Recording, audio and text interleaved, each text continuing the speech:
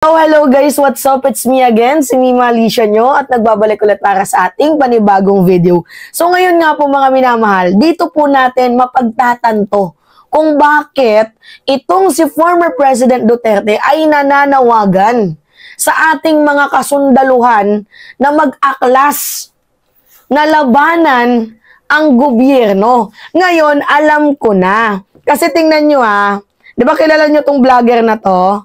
Yan yan po si Badong Badong Aratiles, yan. Kilala niyo yan, no? Mukhang basang sisiw, no? Pagod na pagod yarn. Mukhang basang sisiw, guys, meron pa siyang isang mukha.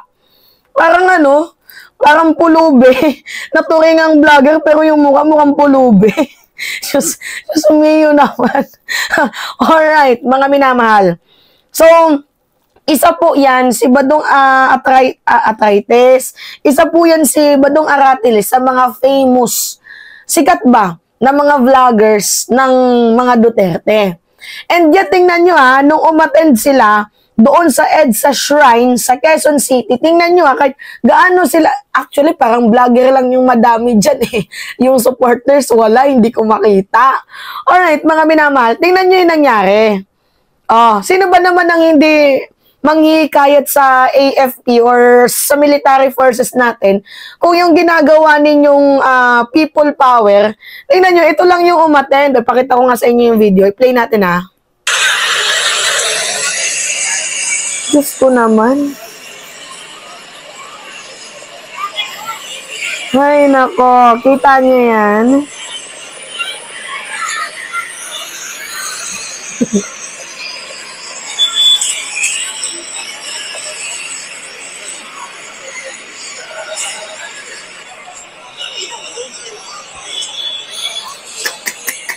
Ay, nako.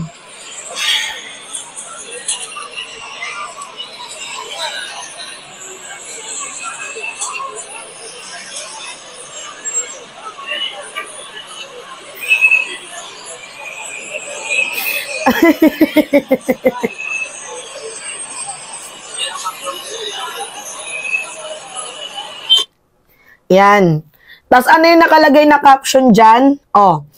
Hundreds. Grabe naman tong si Philippine Star. Grabe naman, wag nyo namang ipahiya. Nakalagay dyan, hundreds of people flock to the EDSA Shrine in Quezon City on Tuesday. Hundreds of people flock to the EDSA Shrine.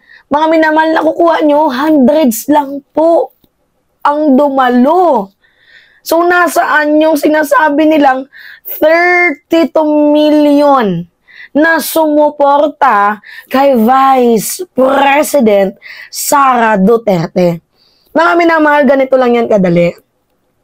Kung yung Pilipino mismo ayaw sa ginagawa ng ating gobyerno, kung mismong taong bayan ang maghuhusga kung ayaw nila sa ating presidente, una pa lang natanggal na yan.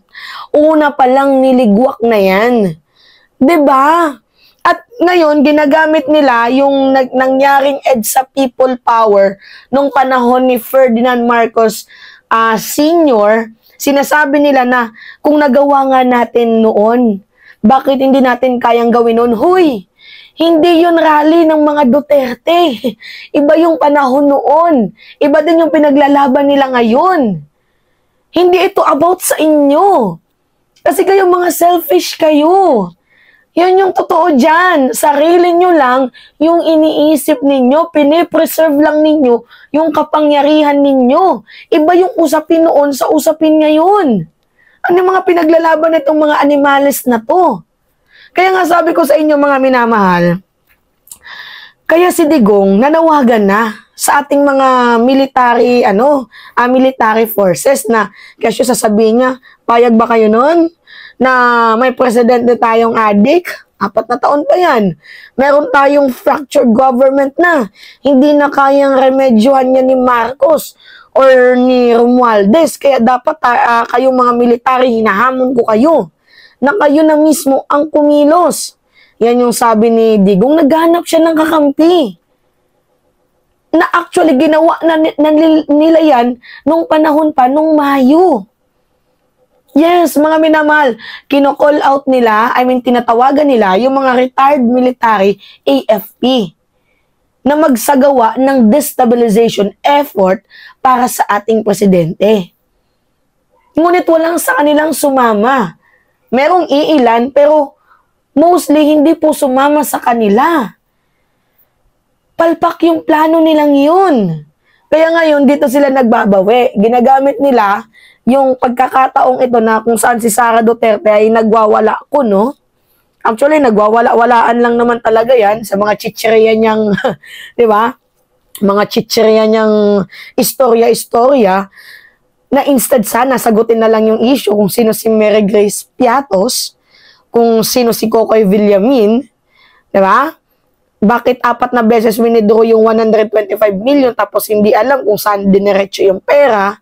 Instead na sagutin na lang yung mga issue, pinapalala ni Sara Duterte. Ngayon, nanalugmok kayo dahil din mismo sa kasalanang ginawa ninyo na hindi pinag-iisipan ng anak mo, Digong, kung ano yung kanyang pinagsasasabi. Ngayon, kakampiyan mo? Kaya lumalaki yung ulo ng anak mo eh. Kasi ganyan yung yung pagbibibibihan mo. Mali na nga, kinukonsinti mo pa. Naturing ang lawyer. Diba? Alam yung law. Batas, rules. Tapos hindi man lang kayang i-apply sa sarili niya. Diyos ko naman. Tapos idadamay ninyo yung ating AFP na nananahimik.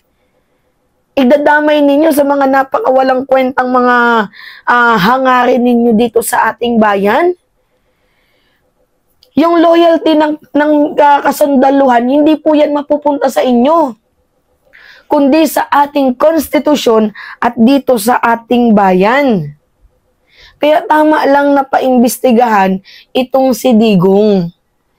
'Di ba? Tama lang. Naghanap ka ng problema eh. Dibigyan nyo ng problema. Diyos mio naman. So nakita ninyo, magpi-people power sila pero ganun sila kaliit, ganun sila kakonti. So walang paglalagyan yung people power na tinutukoy nila. Mga minamahal, walang paglalagyan. Kung kaya't, tingnan yung ginagawa nila ngayon. Kung ano-anong mga pang-trolls, 'di ba? Mga character assassination ang ginagawa nila sa ating presidente para makuha nila yung loob ninyo, 'di ba? To gain sympathy. Kung ano-ano yung kanilang tinatrabaho ngayon, pero at the end of the day, sila yung nasisira. Ay, Diyos mio. Kaya hindi sila makakapagtatag ng people power, mga minamahal, in the first place. Kasi wala nga sumasama sa kanila. Kasi kitang-kita yung kanilang drama. Kitang-kita na magaling sila sa pambubudol. Magaling sila sa coercion, destabilization, manipulation, budolism. Diyan sila magaling eh. Wala ng Pilipino ang naniniwala sa kanila. Biruin ninyo, ayaw nila sa mga rallyista noon, tapos ngayon, sila na tong nagrarally. Ang double standard naman ninyo. Diba kaya AFP, yung loyalty ninyo, ibigay nyo sa konstitusyon at ibigay nyo sa taong bayan, hindi sa mga kriminal. Hindi sa mga rebelding katulad nila. Alright. Dapat mag-loyalty check din dyan eh, yung sa loob ng ng AFP. Baka hindi natin alam, hindi tayo aware, meron na palang ibang mga AFP dyan ang naudyukan ng kasamaan ni Digong. We do not know lang, mga minamahal. So, much better na mas maging handa tayo, 'di ba? Sa mga posibleng mangyayari sa mga susunod na araw. Hindi natin alam kung kailan lalakas ang sandatahan nila. Ngayon, lugmok sila eh. Pero kahit pa ganun, maging ready tayo sa bawat particular na scenario na darating dito sa bansang Pilipinas. At mabuti na lang, hindi pinansin ni Romeo Browner itong